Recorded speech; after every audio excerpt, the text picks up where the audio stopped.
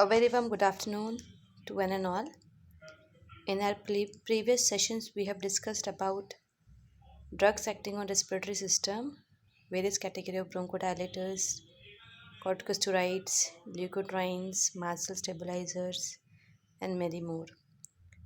Hope it is clear. If you are having any type of doubt, please comment and ask. Now, today in this part, we are going to discuss next drugs used to manage respiratory disorders, and that is antihistamines. Antihistamines. Anti means opposite, and histamines that blocks the action of histamines. So they are commonly known as H1 receptor antagonist. They act by inhibiting the smooth muscle constrictions in both blood vessels, respiratory tract, and GI tract. Means it acts in all these three major organs. Decrease capillary permeability and decrease the salivation or tear formation. That is, they too have the anticholinergic property. Used for variety of allergic disorders to prevent the reverse target organ inflammation. Antihistamine basically we are very familiar with allergic drugs, anti-allergics. So antihistamine are nothing else. These are anti-allergic drugs only, but in medical term we call it antihistamine drugs. So these are the three common action of antihistamine drugs: inhibit smooth muscle constriction, decreases the capillary permeability, and they decreases the salivation and tear formation. So on the basis of their action, these three basic property, we are having various category of drugs. Some are weaker in some action, some are stronger in some other action. So we are going to discuss classification of antihistaminic drugs. All antihistaminic are of potential value in the treatment of nasal allergies like rhinitis, running nose, that is rhinorrhea, sneezing, cough, and they are used topically in the form of drops and all in case of eye allergics, nasal decongestion के form में, and on the skin also they are also used. Next is classification of antihistaminic drugs. Antihistaminic drugs are classified as per their discovery. We are having two category of drug: first generation, the H1 receptor antagonist, and the second generation. First generation, the major drawback of first generation drugs are they are non-selective. Whether they are acting on H1 receptor, H2 receptor, where they are acting there, that is not, they are non-selective in nature, and they mainly cause sedation. They bind they cause sedation because they bind to both peripheral and central nervous system receptor H1 receptors, usually cause CNS depression, and they result in drowsiness, sedation, but may cause CNS stimulation in children. Not always, but in children they cause CNS stimulation that may result in anxiety, agitation. Also has anticholinergic property. That is, they decrease the salivation, tear, and all these things. So common example of antihistaminic drugs are first generation drugs are chlorpheniramine, hydroxyzine, and diphenhydramine. These are the major constituent of various types of cough syrup which we are using in our house.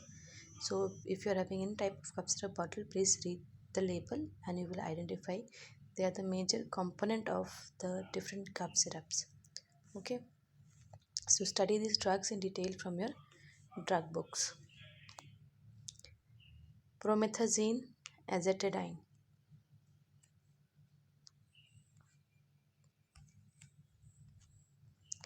Now, common adverse effect of first generation antihistamine drugs are they cause sedation, dry mouth, blurred vision, GI disturbances, headache, urinary retention. This is all because of anticholinergic activity. Okay, and as we know, they act on both central and peripheral nervous system. They cause sedation. Okay. Next is second generation. That is presently most of the drugs which we are using for our patient in hospital is second generation H2 receptor antagonist. They are selective in nature. Earlier they are non-selective in nature. These drugs are selective in nature and also has non-sedating property. They will not cause sedation. Okay, causes less CNS depression. That is why they are not causing sedation, because they are not having effect on CNS central nervous system, and they are selective for the peripheral nervous system also. and they do not cross the blood-brain barrier. Okay, long acting compared to the first generation antihistamine. Long acting, that is why single dose is enough for 24 hours. Repeated dose should not be given. Okay. Common example of second generation drugs are acrivastine, cetirizine, fexofenadine, and loratadine. Okay, cetirizine is the most commonly used drug, and there is few people do complain that they are having saturation after having taking cetirizine. That is why all these antihistamine drugs are usually recommended in the bedtime. Common side effect of second generation drugs are may cause slight sedation. Some antihistamines do have drug interaction properties when if it is given in combination with antibiotics, antifungal drugs, or other type of prodrugs, and certain type of fruit juice also. So always we have to give this drug with caution if a patient is taking various other drugs along with antihistamines. This is the very important. We have to educate the patient about the importance of taking this drug individually.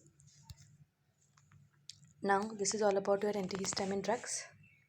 Next we are having cough preparations. There are three classes of cough preparations. Cough, that is khazi. Okay.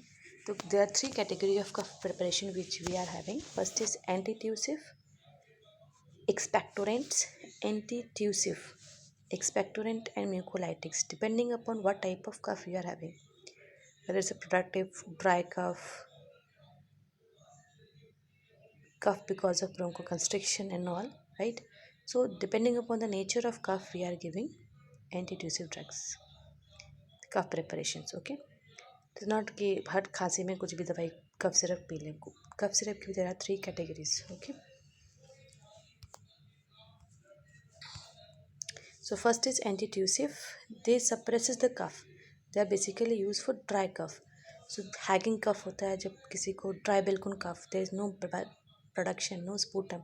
In that condition, we are giving antitussive. They suppress the cough by acting on the central nervous system, and sometimes as they act on the peripheral nervous system also.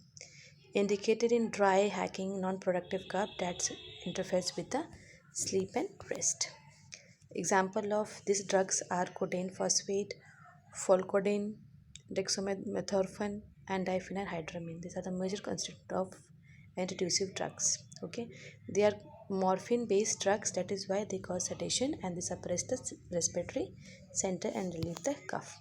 Okay, the reverse effect of antitussive drugs are because of their they contain morphine, they cause drowsiness, respiratory depression because of the opioids present in this drug, constipation again for because of the opioids, and preparation contain codeine or similar analgesics are not generally recommended for children because their respiratory center is will depressed and they further cause respiratory various other respiratory problems. So antitussive we are not giving for children below 1 year of age. Okay. Next is observe for excessive suppression of cough reflexes. Sometimes overdose can cause suppression of cough reflexes, and that may result in various other respiratory problems like lung collapse, pneumonia, hypoxia, hypercapnia, and respiratory failure. So overdose should be minimized. Okay. Next, second category, expectorant. Expectorant means something we have to take out. Okay.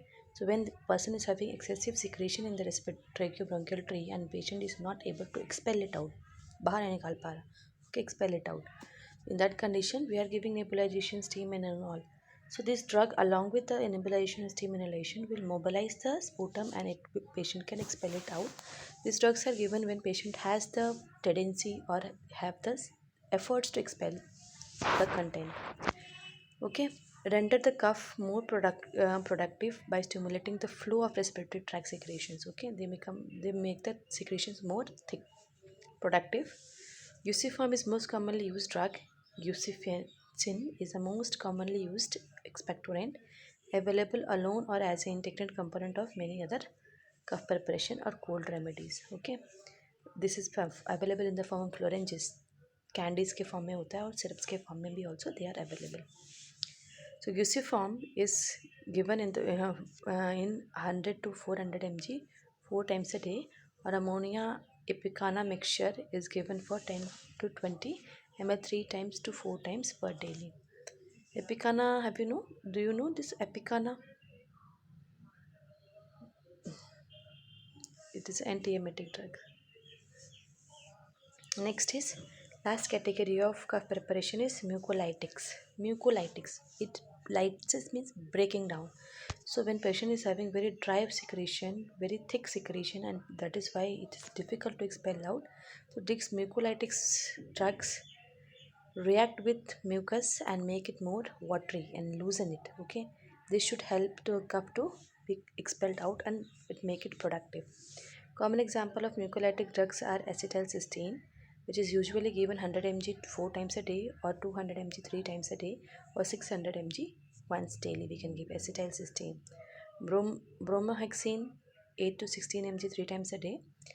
Okay, and carbocysteine we can give. These are the example of mucolytics: acetylcysteine, bromohexine, and carboxycysteine. Next is nasal decongestant, nasal drops and all. They are some pathomimetics and used to reduce nasal congestions. Sometimes nasal stiffness hota hai, patient is not able to breathe properly because of nasal congestion. So we are giving nasal decongestant, which stimulate alpha 1 adrenergic receptors and nasal blood vessels. On the nasal blood vessels में adrenergic receptors को they stimulate and relieve the bronchoconstriction. Okay, and also help in relieving the internal swelling and edema. So they are topical administration. Nasal drops we are giving topically, or oral administration are also there for prolonged cases or for chronic conditions. Common examples are oxymetazoline,